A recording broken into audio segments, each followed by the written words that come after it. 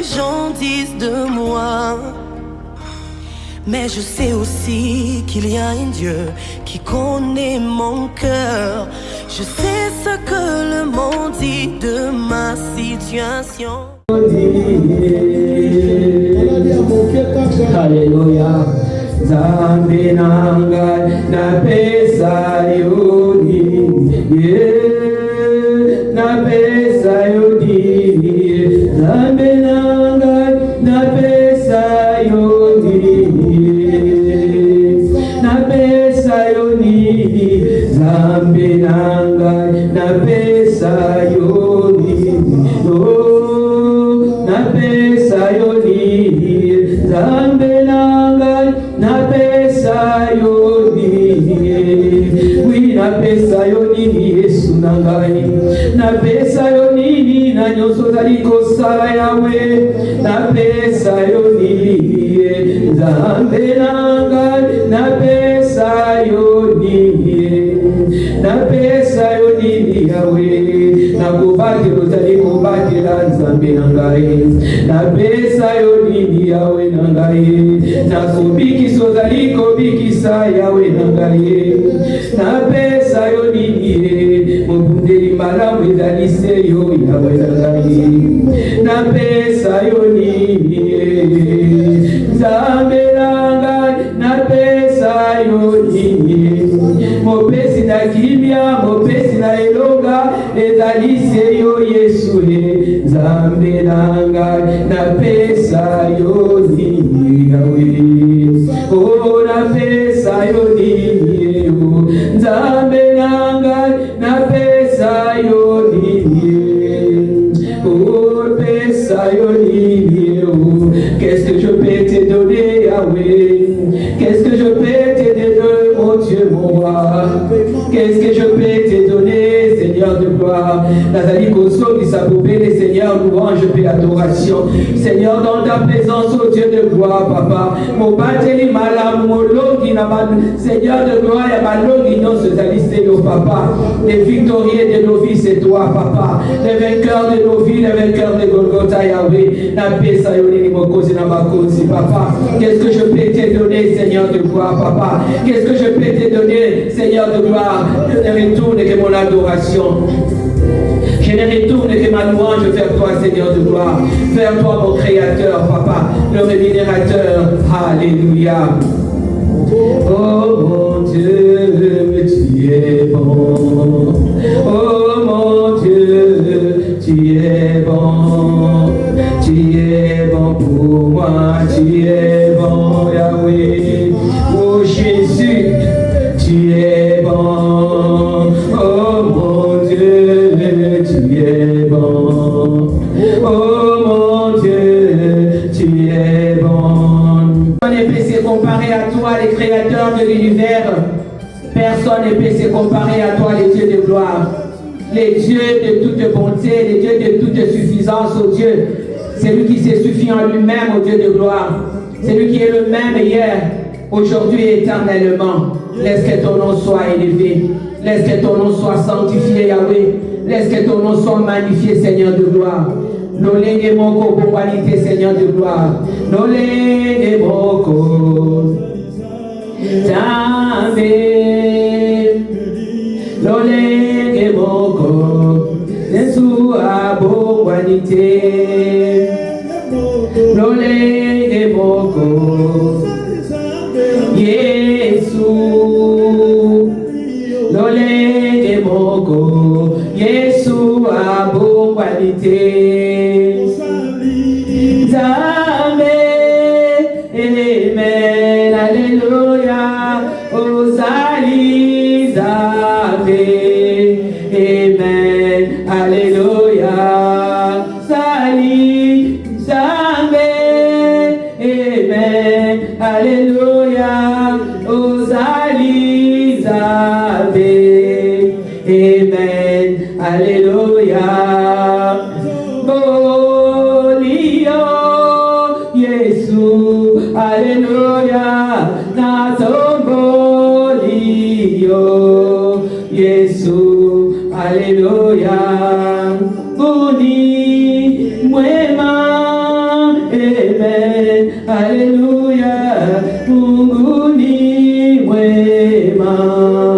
Amen. Alléluia. Oh Jésus, tu es le même. Hier, aujourd'hui, éternellement. Voilà pourquoi je te loue. Voilà pourquoi je t'élève. Voilà pourquoi je t'adore. Voilà pourquoi je te magnifie, Yahweh. Voilà pourquoi je chante pourquoi. Pour toi, Jésus-Christ.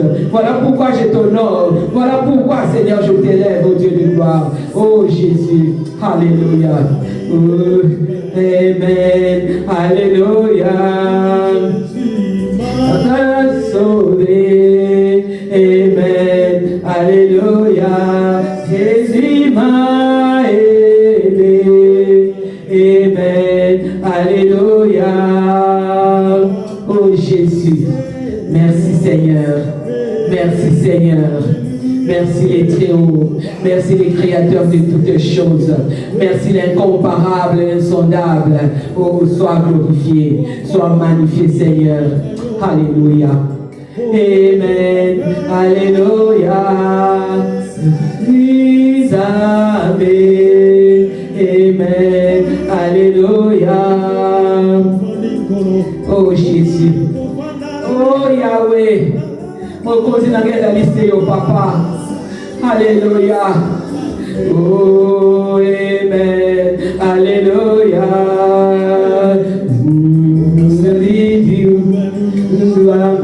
Unasaidie Baba, unasaidi kuangu diwangu, unasaidie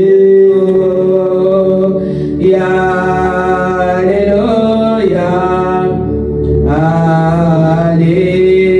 Alléluia, oui Alléluia. Dieu est bon, Dieu est merveilleux, bien-aimé dans les seigneurs. Dieu est bon, Dieu est merveilleux. Dieu nous a encore réveillés ce matin. Dieu nous a encore donné la force de venir ce matin, de venir en ces lieux cet après-midi. Alléluia. Bien-aimés, comme je le disais, beaucoup sont allés dormir avec nous hier soir, mais beaucoup aussi ne se sont pas réveillés. Mais si toi et moi, nous sommes là debout devant le Seigneur, nous sommes là debout dans la présence du Seigneur, bien-aimés, c'est une grâce, c'est un privilège que Dieu t'accorde. Et je dis toujours que lorsque Dieu te fait cette grâce de te réveiller le matin, c'est pour que tu t'approches encore de plus en plus du Seigneur. C'est pour que tu t'approches encore de plus en plus du salut et que tu t'éloignes du mal, bien-aimé dans les seigneurs. Voilà pourquoi nous élevons notre Dieu. Voilà pourquoi nous disons merci à notre Créateur. Voilà pourquoi nous l'élevons, lui qui est le Dieu de gloire, lui qui est Alpha, lui qui est Oméga, lui qui est le commencement et la fin de toutes les choses. Que son nom soit élevé, que son nom soit magnifié. Alléluia. Merci Seigneur. Je salue tout un chacun de nous. Et je salue notre frère Nick. Que Dieu vous bénisse de votre présence. Amen, bien-aimés. Alléluia. Bien-aimés dans les seigneurs, aujourd'hui, nous allons traiter de notre thème, un thème différent. Très souvent, bien-aimés, nous ne prêchons, nous ne parlons que des malédictions. Nous ne parlons que des autels, chose qui n'est pas mauvaise. Mais il y a aussi certaines choses que les enfants de Dieu doivent connaître, doivent apprendre. Il y a beaucoup de choses que les enfants de Dieu ignorent. Bien-aimés dans les seigneurs, c'est pas mal de parler des combats, c'est pas mal de parler des autels, c'est pas mal de parler de malédiction, c'est bien bon. Amen, bien-aimés. Aujourd'hui, bien-aimés, comme je l'ai dit, on va traiter un autre thème. L'autre thème de cet après-midi que le Saint-Esprit de Dieu nous a donné est: quelle est ton attitude en face de la maladie? Quelle est ton attitude? Comment les enfants de Dieu se comportent en face de la maladie, bien-aimée? Lorsque la maladie se présente dans ta maison, lorsque la maladie se présente dans ta vie, bien-aimée, lorsque la maladie se présente dans la vie d'un membre de ta famille, d'un ami, d'un collègue, comment un enfant de Dieu, quelle est l'attitude d'un enfant de Dieu devant la maladie? Comment un enfant de Dieu se comporte devant cette maladie-là? Quelle est la réaction d'un enfant de Dieu bien-aimé? C'est très important de comprendre cela, bien-aimé. Parce que si nous ne comprenons pas certaines choses, bien-aimés, même si, bien-aimés, on parle de malédiction, même si on parle des hôtels, mais s'il y a certaines choses qui nous échappent, bien-aimés, nous ne serons pas accomplis dans la présence du Seigneur. Aujourd'hui, nous parlons de l'attitude d'un enfant de Dieu face à la maladie, bien-aimée. Et je suis allé un peu en dehors de la Bible pour trouver cliniquement ce que la maladie signifie. Ici, nous allons lire, j'ai épinglé dans les dictionnaires, j'ai trouvé que la maladie, comme le médecin explique cela, comme on explique ça cliniquement, on dit qu'une maladie se manifeste par deux signes et des symptômes reconnaissables et des symptômes qui sont observables par un médecin. Donc lorsque tu vas chez le médecin va te regarder, même s'il n'a pas encore donné les médicaments, même s'il n'a pas encore fait des examens, mais il va regarder, il va reconnaître que monsieur ou madame a la malaria. Il a le virus. C'est pourquoi on dit que c'est une maladie. La maladie se manifeste par des signes et des symptômes reconnaissables et observables par un médecin.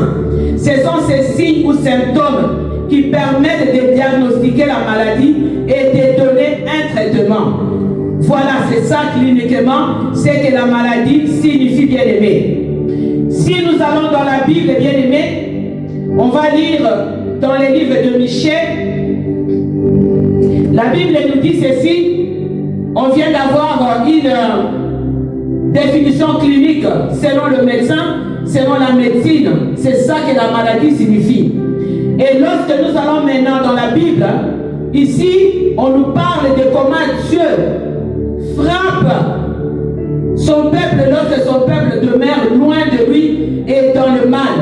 Michée 6, 13 nous dit ceci. C'est pourquoi je te frapperai par la souffrance. Je te ravagerai à cause de tes péchés. Bien aimé, lorsqu'on parle de la souffrance ici, on voit la maladie. La souffrance, ce n'est pas seulement manquer de l'argent. La souffrance, ce n'est pas seulement la pauvreté. Mais la souffrance ici est aussi signifiée la maladie. On a vu dans la Bible les gens qui avaient la lèpre, les gens que Dieu avait frappés à cause de péchés, bien-aimés. Dans la Bible, bien-aimés, la maladie est interprétée de manière différente. Dans l'Ancien Testament, bien-aimé, la maladie était vue comme un châtiment divin que Dieu donnait à son peuple, comme nous allons le lire dans les livres de Michée. Dieu a dit, je te frapperai et je te ravagerai à cause de tes péchés. Dieu te frappe, Dieu amène la maladie. Dans le Nouveau Testament, bien-aimé, ici on souligne l'importance de la guérison physique et spirituelle qui est venue avec Jésus-Christ comme un modèle de guérison. Ça, c'est dans le Nouveau Testament. Bien-aimé, l'occasion nous est donnée d'approfondir notre relation avec Dieu pour comprendre, bien-aimé, la maladie fait que toute ton attention, que tout ton temps et ton énergie soient tournés vers elle. Voilà ce que la maladie veut. Voilà pourquoi le Saint-Esprit de Dieu a donné ce titre, ce thème. Quelle est ton attitude, toi, enfant de Dieu, face à la maladie? Amen, bien-aimé. La maladie n'est pas voulue par Dieu. Bien que, des fois, Dieu punit, quand on pêche, la maladie vient. Tu vas dans la prostitution, tu vas attraper les sida. Tu vas dans la prostitution, tu vas attraper des microbes. Pourquoi? Parce que tu es allé en dehors de la parole de Dieu. La maladie, comme je dis, n'est pas voulue par Dieu, bien-aimé, mais elle a été une conséquence de la chute, lors de la chute, bien-aimé, de l'humanité, à l'entrée du péché dans le monde. Amen, bien-aimé. Dans son amour, Dieu peut se servir de la maladie pour t'attirer dans les déserts pour parler à ton cœur. Quand Dieu voit que ton cœur est loin de lui, quand Dieu voit que ton attention n'est pas sur Dieu, Dieu va utiliser, je dis bien, un moyen, pas tous les temps. Dieu va utiliser ces moyens-là pour répondre à un besoin secret de ta vie. Pour que tu viennes dans la présence du Seigneur. Pour que tu te remettes entre ses mains. Pour que tu te mettes dans la présence du Seigneur. Voilà pourquoi Dieu amène certaines maladies. Et certaines maladies même qui ne sont pas voulues par Dieu, mais Dieu le permet pour que la personne retourne dans la présence du Seigneur. C'est bien écrit dans la Bible, dans les livres de Osée bien-aimés. Si nous lisons Osée bien-aimé, nous allons voir ceci, que la parole de Dieu nous dit ceci, c'est pourquoi je vais la conquérir, l'amener au désert et parler à son cœur. Donc Dieu va conquérir cette âme-là, va conquérir cette personne-là qui est restée loin de sa présence, loin de lui pendant le temps. C'est là que je lui donnerai ses vignobles d'Adam et la vallée d'Accor, qui ne sont que de bénédiction. Deviendra une porte d'espérance. Là, elle répondra tout comme au temps de sa jeunesse. Dieu dit, au moins là, si je l'amène dans le désert, au moins là, elle va répondre. Parce que lorsque nous nous retrouvons dans le désert, lorsque nous nous retrouvons dans un moment difficile de difficulté, c'est ces moments-là que Dieu maintenant attire l'attention de la personne vers lui.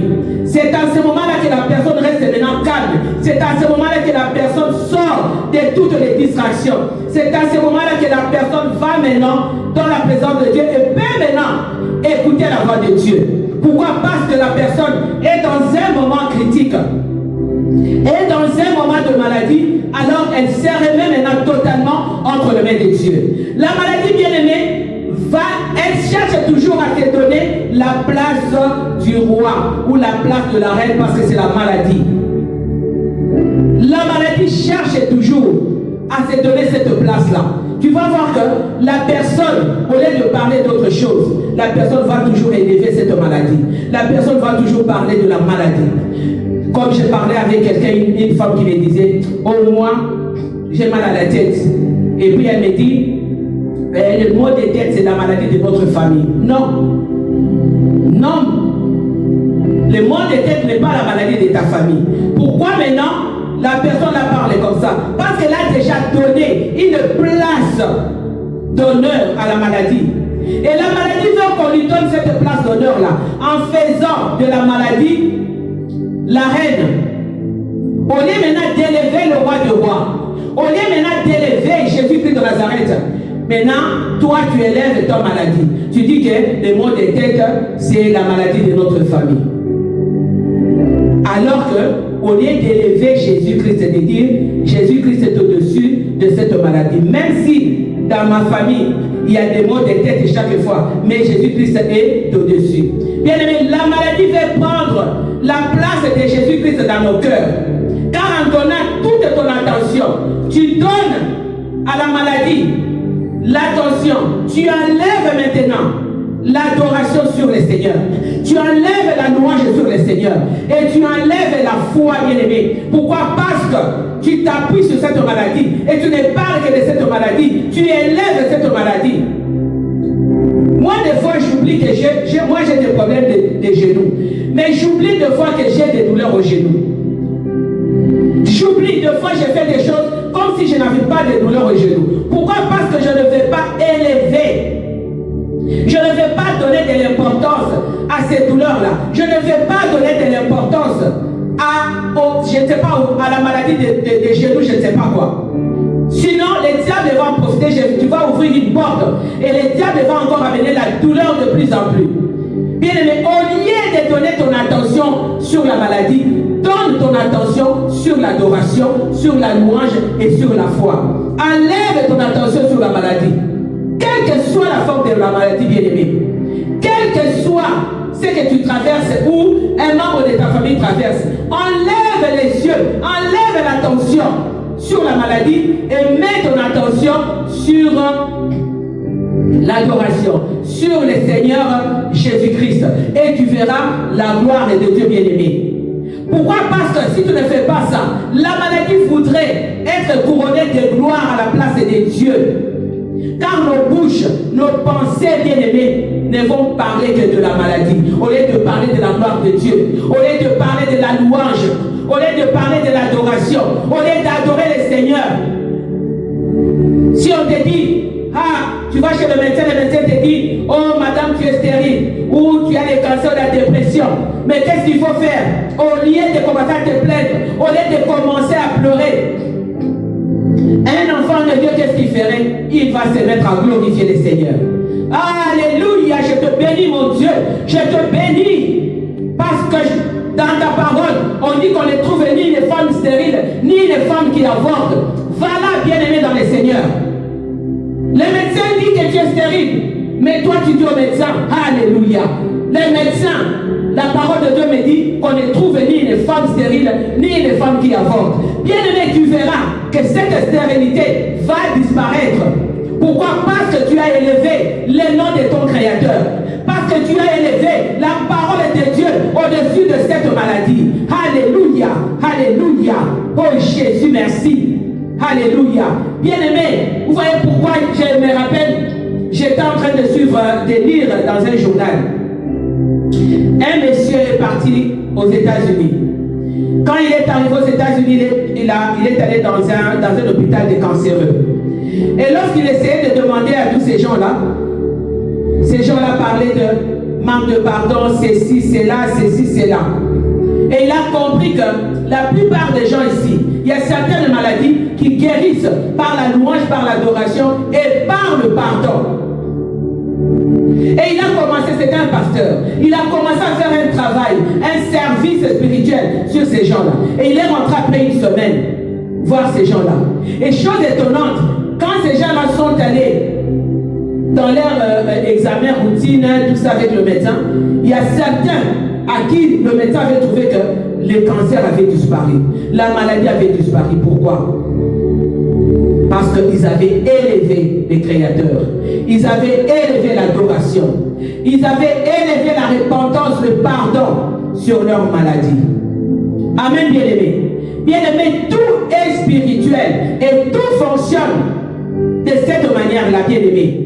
Que ceux qui portent les couronnes, ce sont les rois.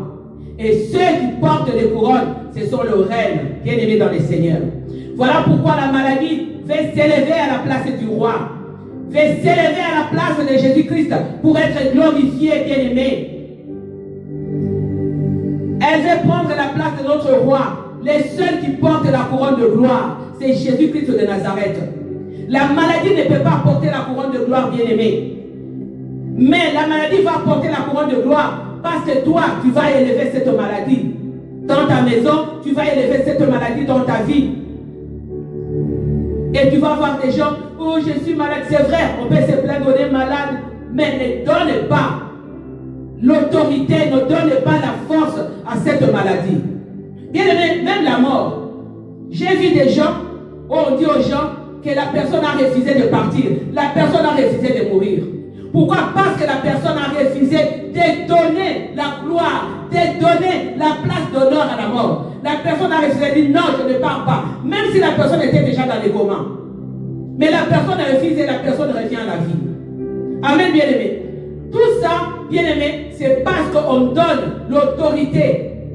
Lorsque tu donnes l'autorité à une maladie, à un objet quelconque, cet objet-là devient maintenant ton roi. Cet objet-là maintenant prend de la place et de la valeur dans ta vie, bien-aimée. Amen, bien-aimé. Ici, on ne parle pas seulement de stérilité, on ne parle pas seulement de cancer, on ne parle pas seulement de maladies so et so. Mais il y a aussi la tristesse, bien-aimée. Beaucoup de gens ne savent pas ça. Les mauvaises humeurs, la tristesse, ce sont des maladies spirituelles qui doivent être soignées spirituellement. Si les cancers, si la stérilité doit être soignée, bien aimé, par des médicaments, mais il y a la tristesse, il y a les mauvaises humeurs, bien aimé, ce sont des maladies spirituelles qui aveuglent l'enfant de Dieu. C'est une maladie. Et lorsque toi tu donnes de l'importance, dans ta vie on te voit tout le temps en train, tout le temps triste.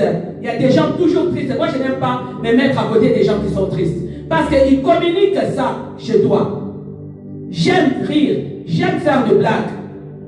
Mais tu vas voir des gens toujours, je ne parle pas de la tristesse lorsqu'un problème arrive. Mais toute leur vie, ces gens-là sont tristes, ces gens-là se réveillent le matin, mauvaise humeur. Ça, c'est un problème spirituel que beaucoup de gens ne savent pas. C'est une maladie qui doit être traitée spirituellement parce que c'est là aveugle des enfants de Dieu. Amen, bien-aimé. Et le remède à cette maladie, c'est d'ouvrir son cœur à Jésus-Christ et de lui donner ton cœur, bien-aimé. C'est ça le remède à cette maladie. La tristesse, les mauvaises humeurs. Tu dois ouvrir ton cœur et donner ton cœur à Jésus. La Bible nous dit dans les livres de Job 5:18, la Bible nous dit ceci que c'est Dieu qui fait la plaie. Il fait la plaie, il la bande, il blesse et sa main guérit. C'est Dieu. Donc Dieu est capable. Ça c'est la parole de Dieu. Ce n'est pas ma parole. Dans Job 5:18 on dit Dieu fait la plaie. Dieu parle de cette plaie-là. Dieu blesse et Dieu guérit aussi. Il guérit de sa main puissante, bien-aimé. Bien-aimé, lorsque tu couronnes de gloire la maladie, c'est une sorte de louange et d'adoration. Et de soumission à cet esprit de maladie, qui est un esprit démoniaque, bien-aimé. Quand on parle plus de la maladie, on parle plus de la dépression, on parle plus de problèmes, bien-aimé, on couronne de gloire. On donne la louange, on donne l'adoration à cet état. Amen, bien-aimé. La Bible nous dit, tu dois nourrir ta foi avec la parole de Dieu, par la louange. Parle plus au Saint-Esprit de Dieu et de sa puissance de guérison. Ne parle pas de la négativité lorsqu'une maladie se présente. Quelle que soit la difficulté, quelle que soit la profondeur, bien-aimée, de cette maladie, parle plus au Saint-Esprit de Dieu de la puissance de la guérison. Et proclame la puissance de la guérison, bien-aimé. La parole de Dieu nous dit dans les livres de Jean 16:23, Dieu nous donnera tout ce que nous lui demandons. On dit bien tout ce que nous lui demandons. On n'a pas dit que Dieu va nous donner quelque chose. Non, il a dit tout. On n'a pas dit qu'il va nous donner certaines choses et pas. Mais la parole de Dieu, tout. J'ai demandé et je crois que tu l'as fait. Lorsque tu es malade, tu dis Seigneur, guéris-moi. Et aie la foi lorsque tu demandes. Lorsque tu dis Seigneur, guéris-moi, aie la foi. Et dis Seigneur, je crois à la guérison, je crois au changement, je crois au miracle. Et tu vas voir que ton problème n'aura pas les yeux physiques. Ton problème, tu ne vas pas les résoudre avec les yeux de cœur, mais les yeux de ton âme. Amen, bien-aimé. Car les yeux physiques ne peuvent pas aller au-delà de 1 kilomètre. Tes yeux physiques ne peuvent pas aller au-delà. Mais les yeux de l'âme peuvent aller au-delà de 1 kilomètre et voir le miracle, et voir la foi, et voir la guérison. Ta foi va aller dans le spirituel pour aller chercher la guérison et venir. Pourquoi? Parce que tu as utilisé les yeux de l'âme et non les yeux physiques. Amen, bien-aimé dans le Seigneur. Alléluia. Bien-aimé, dans la Bible, nous avons Ézéchias. Ézéchias, qui avait donné de l'ordre à sa maison. On lui a dit, donne de l'ordre à ta maison parce que tu n'as plus beaucoup de temps, tu vas mourir. Mais Ézéchias, qu'est-ce qu'il avait fait? Ézéchias est allé dans la présence de Dieu. Ézéchias avait tourné sa face vers la muraille. Ézéchias était resté attaché à Dieu. Ézéchias s'est dit, moi j'ai toujours servi le Seigneur. Ézéchias n'a pas pleuré. Ézéchias, on nous l'a dit dans les livres de 2 Rois 20, 1-5. La parole de Dieu nous dit ceci, bien-aimé. En ces temps-là, Ézéchias fut malade à la mort, bien-aimé. Le prophète Ésaü, fils d'Amon, vint auprès de lui et lui dit, ainsi parle le Seigneur, l'Éternel. Donne tes ordres à ta maison, car tu vas mourir et tu ne vivras plus. Bien-aimé, si toi tu étais à la place d'Ézéchias, qu'est-ce que tu allais faire? Quelle allait être ton attitude? Quel allait être ton comportement? Peut-être que tu allais commencer à pleurer. Peut-être que tu allais commencer à te lamenter. Oh Dieu. Mais Ézéchias ne s'est pas lamenté. On va lire la suite. Ézéchias tourna son visage contre le mur, bien-aimé dans le Seigneur, et fit cette prière à l'Éternel. Ô Éternel, souviens-toi que j'ai marché devant ta face avec fidélité et intégrité de cœur, et que je fais ce qui est bien à tes yeux. Voilà la prière d'Ézéchias bien-aimé. Et Ézéchias il répandit d'abondantes larmes, pas dans la présence des hommes bien-aimés, dans la présence de Dieu. Bien-aimé, il y a des choses qu'on ne doit pas montrer dans la présence des hommes.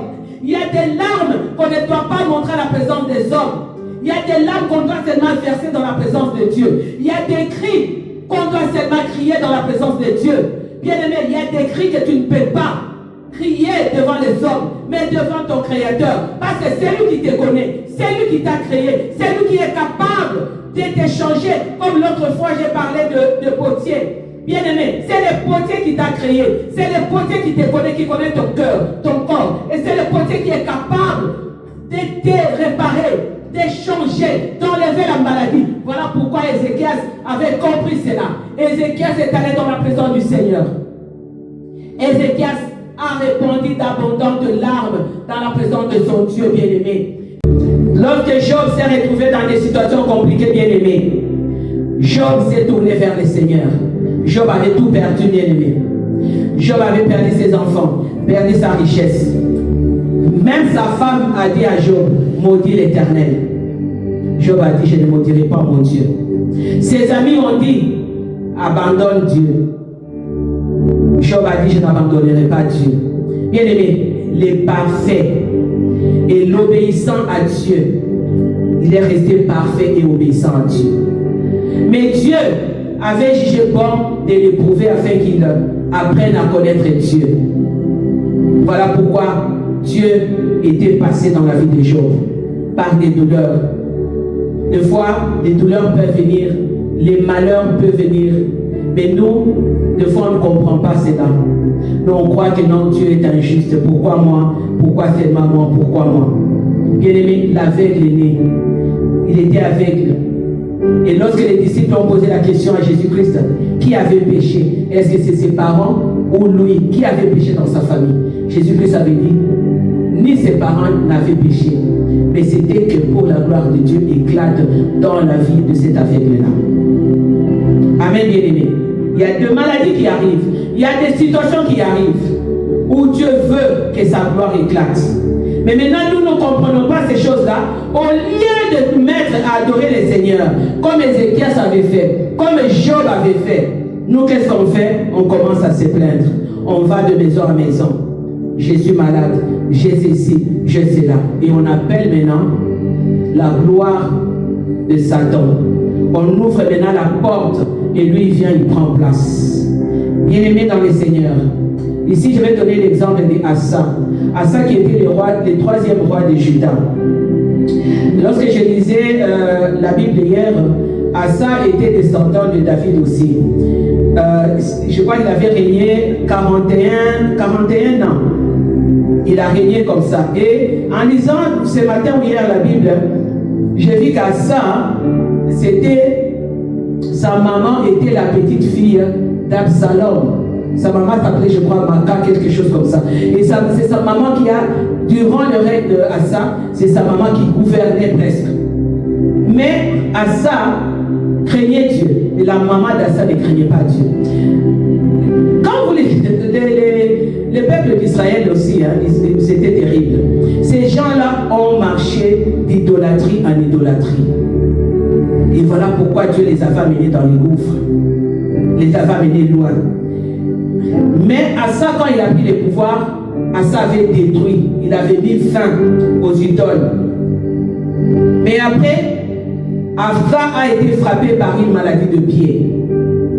Quand Assa a été frappé par la maladie de pied, Assa s'est détourné des dieux. Assa a refusé de consulter l'Éternel.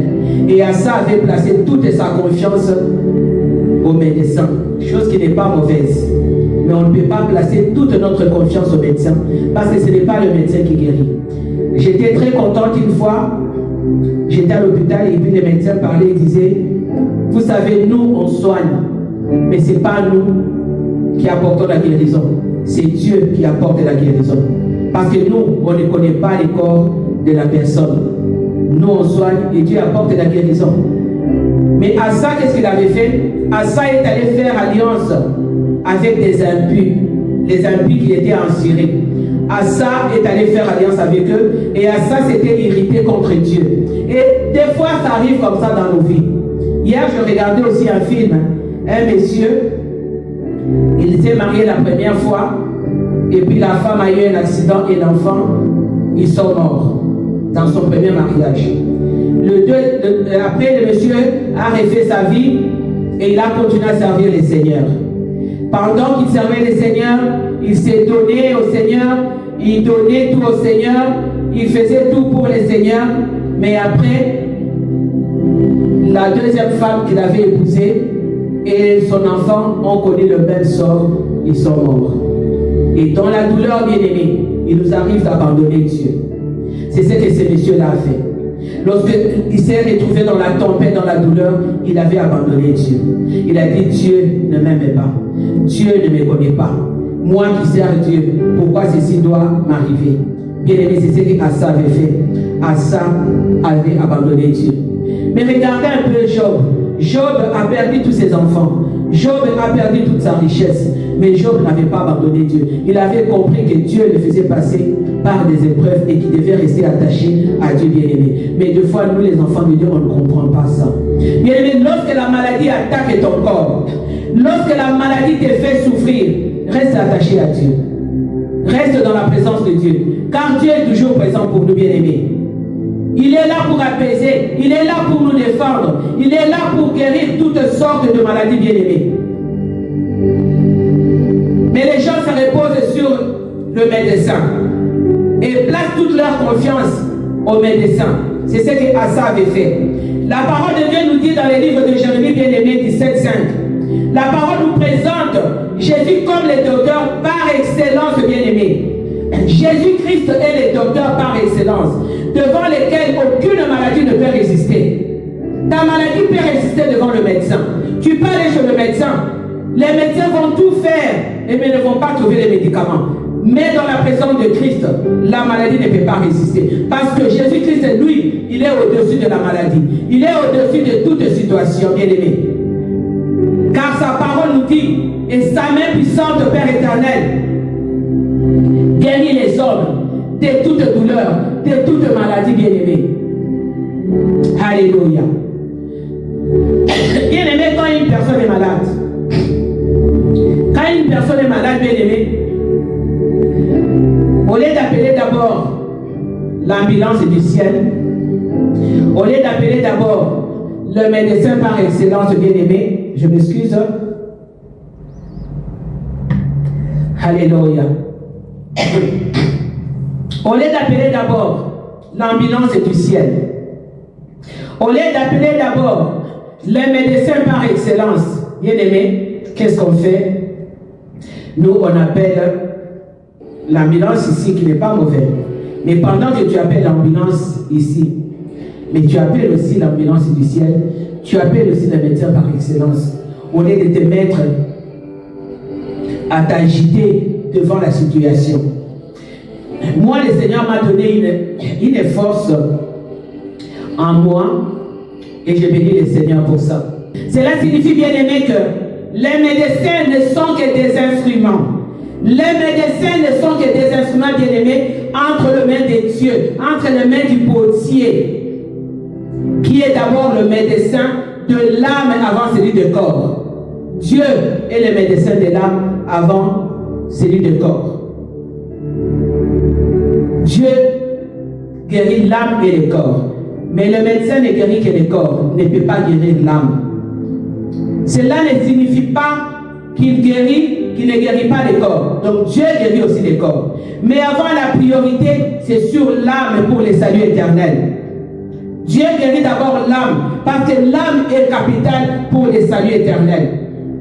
Bien aimé, guérir l'âme, c'est transformer un être humain en une personne pure et consacrée à Dieu.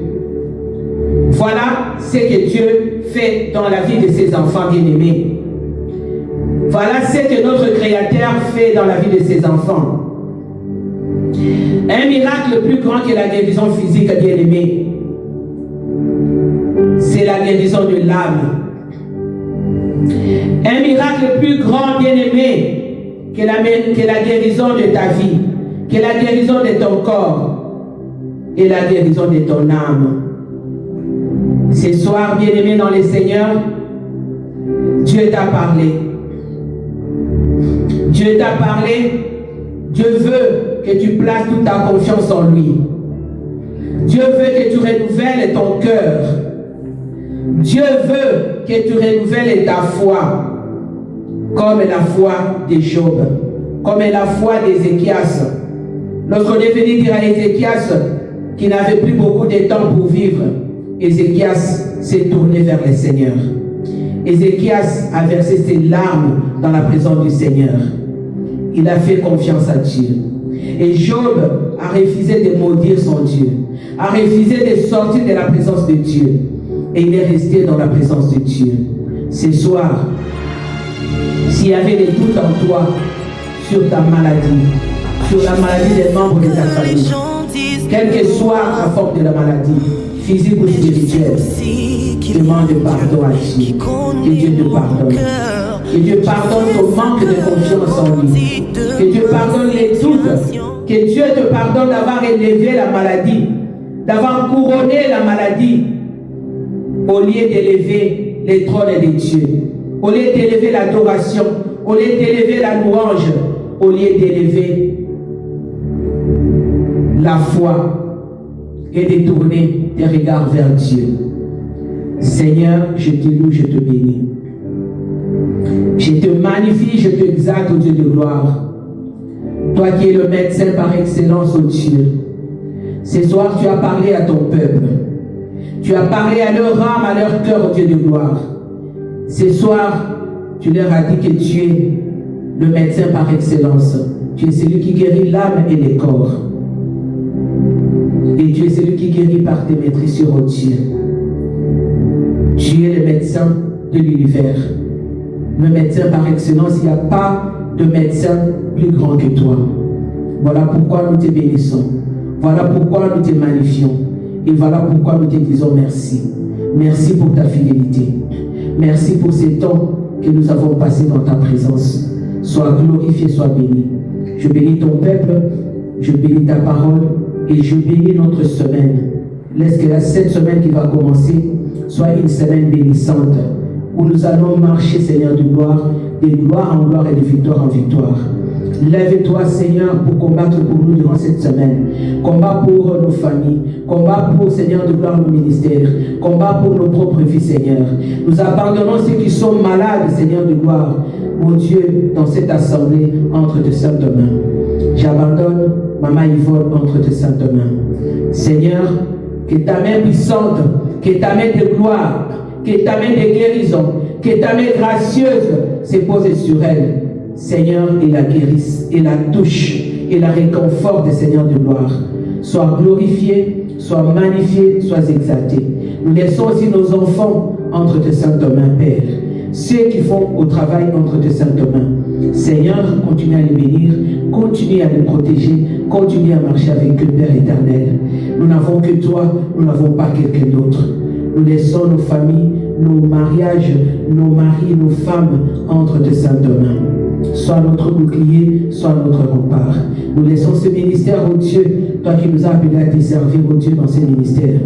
Seigneur, que ta gloire se manifeste. Nous voulons voir ta gloire dans ce ministère au Dieu. Seigneur, mon Dieu, Saint-Esprit de Dieu, amène les adorateurs dans ces ministères. Amène des serviteurs dans ces ministères. Amène des intercesseurs dans ces ministères. Amène, Papa, le peuple, Seigneur, dans ces ministères. ministère, pour venir te célébrer, pour venir t'adorer, Seigneur de gloire. Et pour venir, Seigneur de gloire, Papa Yahweh, élever la gloire de ton Saint-Nom en ces lieux. Nous te glorifions, nous te bénissons, Père, et nous abandonnons notre retour à la maison entre tes saintes mains si précieuses. Tel que tu étais venu avec nous, Seigneur, rentre avec nous. Laisse que ton sang nous couvre et nous précède au nom puissant de Jésus. Et laisse que ta présence nous accompagne et que ta présence reste avec nous, Père éternel, que nous ne puissions pas sortir de ta présence. Sois glorifié, sois béni, Père, au nom puissant de Jésus. Nous avons ainsi prié. Amen. Alléluia. Merci Jésus. Alléluia.